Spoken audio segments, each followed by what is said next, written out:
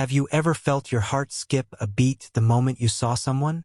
That feeling when the whole world disappears and all you see is that one person. This is a story about two hearts that found each other across continents, across cultures, and across impossible odds. A story that will make you believe in the power of love. Before we begin, if you love stories that celebrate different cultures coming together, hit that subscribe button right now.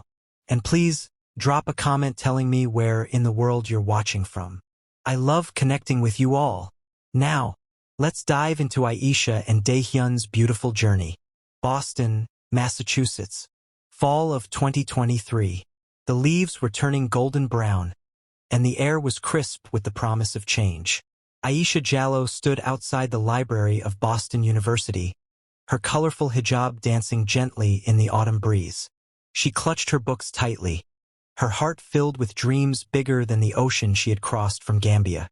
At 27 years old, Aisha was pursuing her master's degree in international relations. Back home in Gambia, she was known as the daughter of Minister Jallow, one of the most powerful politicians in West Africa. But here in America, she was just another student trying to make her mark. "Excuse me, is this seat taken?" Aisha looked up from her laptop at the campus café. Standing before her was a tall young man with kind eyes and the most genuine smile she had ever seen.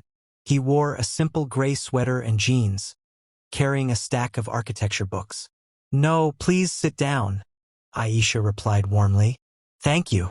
I'm Dae-Hyun. Kim Dae-Hyun. Aisha Jallow. Nice to meet you. That simple exchange was the beginning of everything. Dae-Hyun was 29, a graduate student from Seoul, South Korea. He was studying sustainable architecture, dreaming of building homes that would help communities thrive. He came from a prestigious family. His father, Mr. Kim Sang-woo, was a prominent political figure in South Korea with strong international connections. What neither of them knew in that moment was that their fathers knew each other very well. Too well. And not in a good way. If you're enjoying this story so far, show some love by hitting that like button. It really helps this channel grow and bring you more beautiful Afro-Korean stories like this one. Now let's see what happens next. The weeks that followed were magical. Aisha and Dae-Hyun started meeting regularly at the café. What began as casual conversations about assignments soon turned into hours of talking about everything under the sun. They shared their dreams, their fears, their cultures. "In Gambia, we have this dish called demoda," Aisha said one evening, her eyes lighting up. "It's peanut stew with meat and vegetables. My grandmother makes the best one." The whole family gathers around, eating from the same bowl, laughing and sharing stories. Dae-Hyun smiled. "That sounds like our family dinners in Seoul. We make kimchi together every year. My mother, my grandmother, even my father joins in. It's messy and loud, but it's filled with love." Are you feeling the emotions? If this story is touching your heart, please like this video and subscribe for more inspiring stories. And don't forget to comment where you're watching from. Let's continue. Spring arrived, and with it came a decision. Both Aisha and Dae-Hyun knew they had to tell their families about their relationship. Aisha called home first. She sat in her small apartment, her phone shaking slightly in her hand. "Daddy, I have something to tell you," she began. "What is it, my daughter?" Minister Jallow's deep voice came through the speaker. "I've met someone very special. His name is Dae-Hyun, and he's from South Korea. We want to build a future together." There was a long silence. Too long. "Did you say Kim Dae-Hyun, son of Kim Sang-woo?" "Yes, Daddy." "Do you know his father?" Another pause.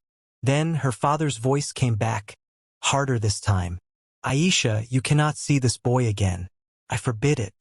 "But why, Daddy?" "You always taught me to judge people by their character, not their." "This is different. Kim Sang-woo and we have a complicated history, political differences that run deep. There was a conflict 3 years ago during an international summit. Promises were broken. Trust was destroyed. I will not have my daughter involved with that family." Tears rolled down Aisha's cheeks. Daddy, please. The conversation is over. Aisha. The line went dead. Across town, Dae-Hyun was having a similar conversation with his father via video call. Father, I'm in love with Aisha Jallow. She's intelligent, kind, and Minister Jallow's daughter? His father interrupted, his face stern on the screen. Absolutely not, Dae-Hyun. That man cannot be trusted. He sabotaged an important trade agreement that cost our country millions. The answer is no. But father, Aisha had nothing to do with. I said no. You will end this relationship immediately. That is final. Both families had spoken. Both families had said no. But love doesn't ask for permission. Aisha and Dae-Hyun met the next day at their usual café. Both had red eyes from crying. They said no, Aisha whispered. Mine too, Dae-Hyun replied. I don't understand. They've never even tried to understand what we have. They sat in silence, holding hands across the table. What do we do? Aisha asked. Dae-Hyun looked into her eyes. We have two choices. We can give up and let their past define our future. Or we can stand strong and show them that love is more powerful than old grudges. My father has never been this angry with me, Aisha said, her voice shaking. But I know what I feel. What we have is real, Dae-Hyun. It's beautiful and pure and worth fighting for. Then we fight, Dae-Hyun said firmly. Together. Over the next months, both families tried everything to separate them. Minister Jallow threatened to cut off Aisha's funding. Mr. Kim demanded Dae-Hyun return to Seoul immediately. But the young couple remained steadfast. Aisha got a part-time job at the university library to support herself. Dae-Hyun took on extra work as a teaching assistant. They studied together, supported each other, and grew even stronger. One evening, Aisha's mother called. Her voice was softer than her husband's. Aisha, my daughter, tell me about this young man. Aisha's heart lifted. Mama, he's wonderful. He respects my faith. He learns about our culture. He treats me like a queen. When I pray, he gives me space and peace. When I'm stressed about exams, he brings me tea and encouragement. He's building a better world through his architecture, just like I want to build bridges between nations. Her mother was quiet for a moment. Does he make you happy? Yes, Mama. So happy. Then I will talk to your father. Similarly, Dae-Hyun's grandmother called him from Seoul. My grandson. Tell me about Aisha. Halmini. She's everything I could ever hope for. She's brilliant, compassionate, and strong. She teaches me about patience and faith. She shows me that beauty comes in many forms, from many places. His grandmother chuckled softly. Your grandfather and I came from different provinces in Korea. Our families said no too. But here we are 60 years later. Love finds a way, Dae-Hyun. Love always finds a way. We're at the heart of the story now. If you're rooting for Aisha and Dae-Hyun, hit that like button and subscribe. Comment and tell me. Have you ever had to fight for something you believed in? Let me know. A year passed. Aisha and Dae-Hyun graduated with honors. They planned a small, simple wedding in Boston with just a few friends. But both secretly hoped their families would come around. Then, something unexpected happened. There was an international conference in New York on climate change and sustainable development. Both Minister Jallow and Mr. Kim Sang-woo were invited as speakers. Aisha's mother and Dae-Hyun's grandmother worked behind the scenes. They arranged a private meeting between the two men. The conference room was tense. Minister Jallow sat on one side of the table, Mr. Kim on the other. We are here because of our children, Aisha's mother began. Not because of politics, not because of the past, but because two young people who love each other are getting married in 3 weeks, and their parents won't be there. Dae-Hyun's grandmother added, My grandson has never been happier. Aisha has brought joy into his life. She has made him a better man. And Dae-Hyun has shown my daughter what true respect and love look like. Aisha's mother continued. Minister Jallow and Mr. Kim sat in uncomfortable silence. Finally, Minister Jallow spoke. Kim Sang-woo, what happened between us 3 years ago? It was business, politics, but our children's happiness? That is personal. That is family. Mr. Kim nodded slowly. I have spent so much energy holding on to anger, but seeing my son willing to sacrifice everything for love, it has made me question what truly matters. Our children are building a bridge that we destroyed, Minister Jallow said. Perhaps it's time we let them. Perhaps it's time we help them, Mr. Kim replied. The two men stood up, and then something miraculous happened. They shook hands. 3 weeks later, Boston was alive with color and music. The wedding was no longer small.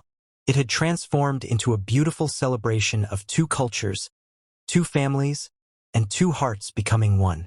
The venue was decorated with both Korean lanterns and West African Kent cloth. Tables were filled with jollof rice and bibimbap, kimchi and demota, side by side. Aisha wore a stunning white wedding dress with golden African embroidery, and later changed into a beautiful hanbok, the traditional Korean dress, in rich colors that made her glow. Dae-Hyun wore a traditional Korean hanbok for the ceremony, and later changed into African attire, looking like a prince from both worlds. Minister Jallow walked his daughter down the aisle, tears streaming down his face. Mr. Kim stood beside Dae-Hyun as his best man, pride shining in his eyes. The ceremony blended Islamic traditions with Korean customs. An imam led the nikah, the Islamic marriage contract. Then, they performed the Korean paibik ceremony, where Aisha and Dae-Hyun bowed to both sets of parents, offering them jujubes and chestnuts. When it was time for the vows, Aisha spoke first, her voice clear and strong. Dae-Hyun, you taught me that love knows no borders. You showed me that respect, kindness, and understanding can bridge any gap. I promise to be your partner, your friend, and your biggest supporter. I promise to honor both our cultures and build a home filled with love and peace. Dae-Hyun's voice was thick with emotion. Aisha, you are my miracle. You showed me that the world is bigger and more beautiful than I ever imagined. I promise to protect your dreams, respect your faith, and love you with everything I have. I promise to be the man you deserve, every single day. There wasn't a dry eye in the room. After the ceremony, both fathers stood to make a speech together. Minister Jallow began. I thought I knew what was best for my daughter. I let old wounds cloud my judgment. But Aisha and Dae-Hyun showed me that the next generation doesn't have to carry our battles. Mr. Kim continued. They showed us that love is stronger than pride, that unity is more powerful than division. Today, we are not just joining two families. We are choosing peace over conflict, understanding over judgment. They raised their glasses together. To Aisha and Dae-Hyun, may their love inspire us all. The celebration went late into the night. Korean drums played alongside African gems. People danced to K-pop and Afrobeats. Cultures mixed and mingled in the most beautiful way. Aisha's grandmother from Gambia taught Dae-Hyun's grandmother a traditional dance. Both families laughed together, ate together, and celebrated together. As Aisha and Dae-Hyun watched from the center of it all, hand in hand, they knew they had done something extraordinary. They hadn't just found love. They had brought peace to two families who had forgotten how.